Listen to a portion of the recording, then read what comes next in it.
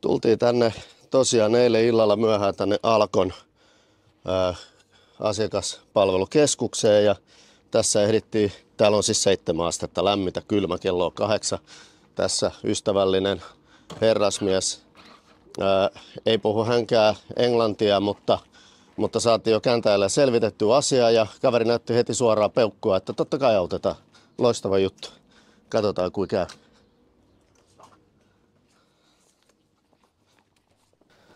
Tässä nyt istuskellaan.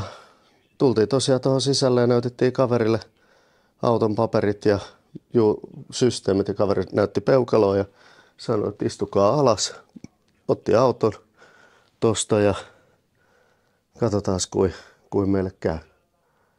Että toivon mukaan hyvin, mutta ainakin nyt meni katsomaan heti ja heti näytti peukkua, että hän auttaa. Eli tää on tän näköinen paikka. Alko Station Premium ja tässä edessä on tavallaan matkaparkki, mihin voi pysähtyä ja yöpyä. Tässä on sitten heidän tämmönen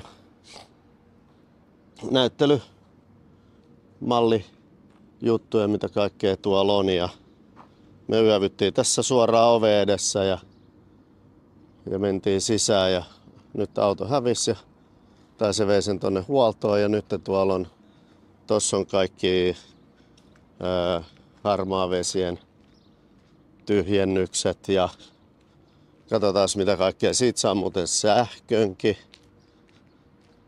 jos tähän johonkin laitaa ja nämä puut on vaan kasvanut niin julmetusti, mutta tästä saa veden, siitä saa sähkön.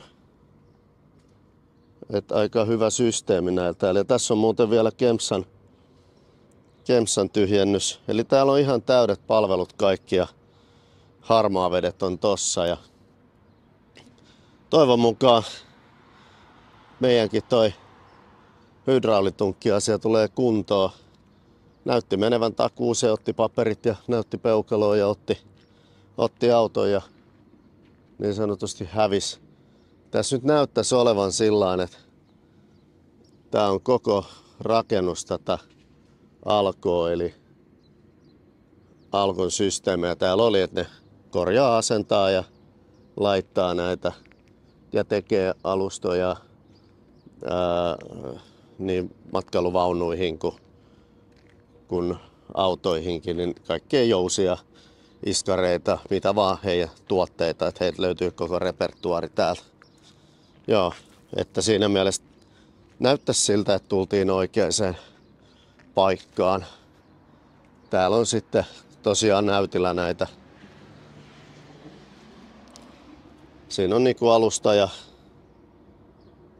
siinä on samanlainen hydraulitunkkijärjestelmä kuin meilläkin. Ja tossa on toi Fiatin demokoppa on, eli Alkon koko alusta siinä. Ja tässä on tää hydraulijärjestelmä kaikkinensa, mikä meilläkin on.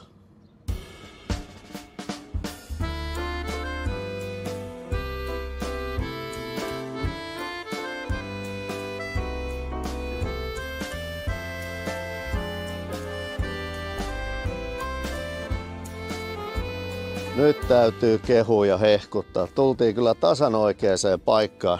Ihan mahtavaa.